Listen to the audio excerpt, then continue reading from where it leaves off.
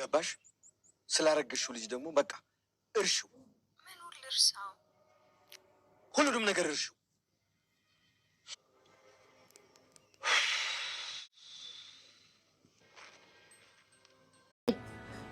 ተናገር አንቺ። አሁኑኑ ከዚህ ቤት አስወጣልኝ። ታገሽኝ አልኩሽ አይደለም? እኔ አናግር የማንም ዱርዬ መጫወቻ ታርገኝ።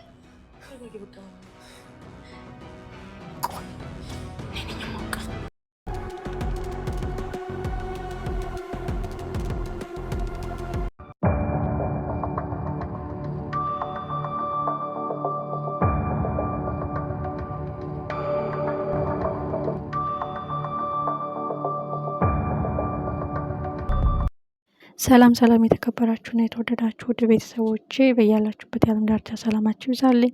በሙላው ዓለም የምትገኙ ኢትዮጵያውያን፣ ኤርትራውያን፣ የሙላው እስልምና እምነት ተከታዮች ኢድ ሙባረክ ብለናል። መልካም የበዓል ጊዜ ይሁንላችሁ። የበረከት ጾም ሆኖ በሰላም ስላለቀ እግዚአብሔር ይመስገን ብለናል። እንግዲህ ደግሞ የክርስትና እምነት ተከታዮች ደግሞ ከወራት በኋላ ይጠናቀቃል። ሁላችንንም እንግዲህ ጸሎታችን ልመናችን ጾማችን ይቀበለን ብያለሁኝ። በመቀጠል እንግዲህ ወደ ተወዳጁ ዳጣ ሲሄድ ዛሬም በሚገርምና በሚደንቅ ሁኔታ ቀጥሏል። ጋሽ ደረጀ ከባድ ጭንቀት ውስጥ ገብተዋል። እሷም ወይዘሮ ሰላም ጉድሽን አልሰማሽ ገበያ ባልወጣሽ የሚባለው ነገር ድፍረትና ጭካኔ እያሳየች ነው። ይህም ልጁን ወልጄ እዛ ቤት ነው የምኖረው ብላለች። እንዴት ይከብዳል እኮ በጣም ይከብዳል። አይደለም እዛ ቤት ልኖሪ፣ አይምሮሽ ላይ አውጪው፣ አስተሳሰብሽ ላይ አውጪው፣ የምትናገሪውን ቃላት ተጠንቀቂ። እንዴት ደፍረሽ ማርታን ታያለሽ? እንዴት አይንሽ ደፍረ እንዴት ያስችልሻል? የማርታ የዋህነት እንኳን አይገርፍሽም ፊትሽን ያላት። እንግዲህ ሰላም እና ማርታ ደረጀ ከባድ ፍጥጫ፣ ከባድ ግብግብ መፈጠሩ የማይቀር ነው። ወይዘሮ ማርታም አንዱ አጋጣሚ አንዱ ስሜት አሸንፎ ስህተት ሊሆን ይችላል፣ ሁለተኛው ግን ጥፋት ነው እያለች እንግዲህ የሌላ ሰው ታሪክ አስመስሎ ሲጠይቃት እንዴት ተቆጥታና እንዴት ተኮሳትራ ስትመልስለት እንደነበር አይተናል። ስለዚህ ወይዘሮ ማርታ ምሕረትም ርህራሄም አትኖርም። እኛ ሴቶች በእናንተ ደካሞች ነን፣ ባሎቻችን የግላችን እንዲሆን ነው የምንፈልገው።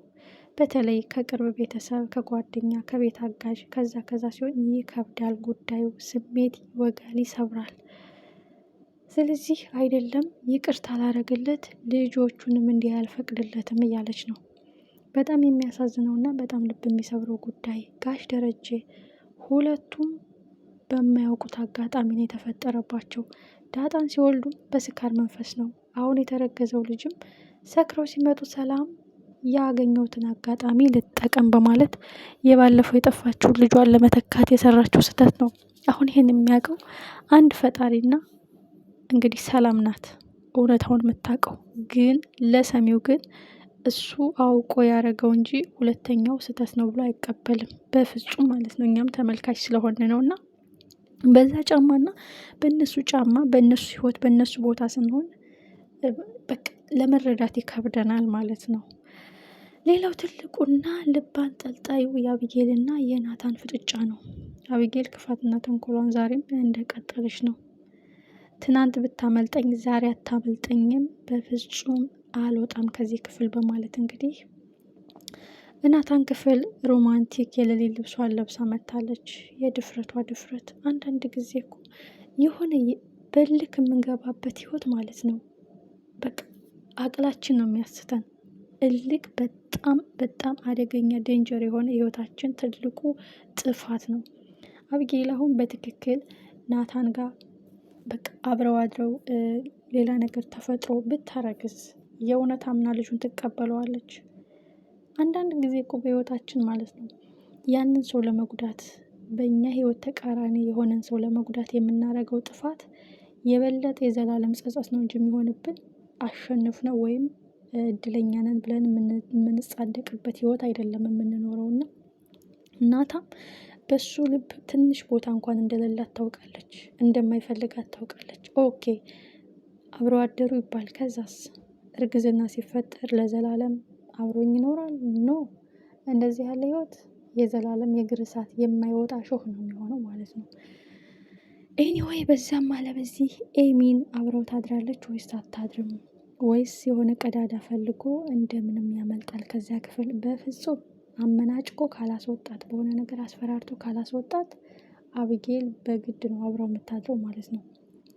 ምክንያቱም አሁን ነገሮችን መቅደም ትፈልጋለች፣ ነገሮችን ማበላሸት ትፈልጋለች ቶሎ ማለት ነው። ናታን እየሸሻት እየተጠነቀቀ ስለሆነ በዛም አለ በዚህ ራሷን የጠቀመችና የፈለገችውን ነገር ያገኘች ቢመስላትም የእግር እሳት የሚሆን ጸጸት ነው የሚሆንባት ወደፊት። ኤኒዌይ ዳጣም ትልቅ ችግር ተፈጥሯል፣ አቢጌልን ብሎክ ልናረጋት ይገባል፣ የሆነ ስህተት ተፈጥሯል በአንቺና በእኔ መሀል ከባድ ችግር የሚያመጣ ሲላትም ችግሩን ካልነገርከኝ እንዴት ነው መፍትሄው ልነግርህ የምችለው? ሲጀመር አቢጌል እንድትጎዳ አልፈልግም። ምን ተፈጥሮ ነው ናታን እያለችም ዳጣ ስታማክረው ናታን ሊነግራት አልፈለገም። ምክንያቱም ከባድ ምስጢር ነው፣ ከባድ ነው። ግን ናታን ትልቅ ስህተት የሰራው ምንድን ነው? ለጋሽ ደረጀ ቢነግረው ኦልሬዲ ምንም ችግር የለውም። አቢጌል እንዴትም ብላ ፈልፍላ አግኝታብኛል ወረቀቱን፣ ስለዚህ በግድ ለማየ እናገራለሁ እያለች ነው የሚለውን ነገር ለደረጀ ቢነግረው እና በጣም በጣም የሚያሳዝንና ልብ የሚሰብር ጉዳይ ነው። በጣም የሚያሳዝነው ነገር ደግሞ የወይዘሮ ማርታና የሰላም ፍጥጫ ነው። አስቡት፣ ማርታ ሰላምን እንዴት እንደምትወዳት አጋዥ ሆና የልጁን አባት አልናገርም ብላ እዛ ቤት አርግዛ አሁንም ትወዳታለች፣ አሁንም ትንከባከባታለች። ግን እውነታው ሲወጣ አንዴ በምንወደውና አንዴ ንጹህ ህይወት በኖረን ህይወት ላይ ከተሰበርን በሌላ ሰው በሌላ ጊዜ ሌሎች ላይ እምነት እንዳይኖረን፣ ምንም መልካም ሰዎች ደግ ሰዎች ቢገጥሙን እነሱ ላይ እምነት እንዳይኖረን፣ ሁል ጊዜ ተጠራጣሪ፣ ሁል ጊዜ ያ ሰው ጥፋተኛ፣ ሁል ጊዜ ያ ሰው ወንጀለኛ አድርገን የምንወስድበት ነው እና ከዚህ ብዙ ነገር እንማራለን። እንግዲህ ሰላምና ማርታ ማለት ታናሽና ታላቅ ነው የሚተሳሰቡት። በእርግጥ ማርታ በጣም ትወዳታለች፣ ልጆችን ያሳደግሽልኝ ምናምን። ግን ይህን ሁሉ ጉድ ስትሰማ ምን ያህል ልቧ እንደሚሰበር መገመት አይከብድም። ደረጀም አቋምሽና ፍላጎትሽን አውቃለሁ፣ አንቺ መቼም ይቅርታ አታድርግልኝም፣ እንደውም ልታጠፊኝና ደብዛዬን ልታጠፊው ትችያለሽ። ግን ይቅር የማይባል የማይጠገን ስብራት ነው እያደረስኩብሻለሁ። ከአንቺ ምን አጥቼ ገና ስትሰሚው አንዱ ስህተት፣ ሁለተኛው ግን ጥፋት። ይሄን አቋምሽን ነውን የማውቀው፣ ግን እንዴት ብዬ ደፍሬ ልንገርሽ የሚለው ጥያቄ ነው። ጭራሽ አቢጌል እንዳወቀሽ ጋሽ ደረጀ ሲሰሙ ምን ያህል ልባቸው እንደሚሰበርና ምን ያህል በየቀኑ ፍራቻና በየቀኑ ስጋት ነው የሚያድርባቸው ማለት ነው።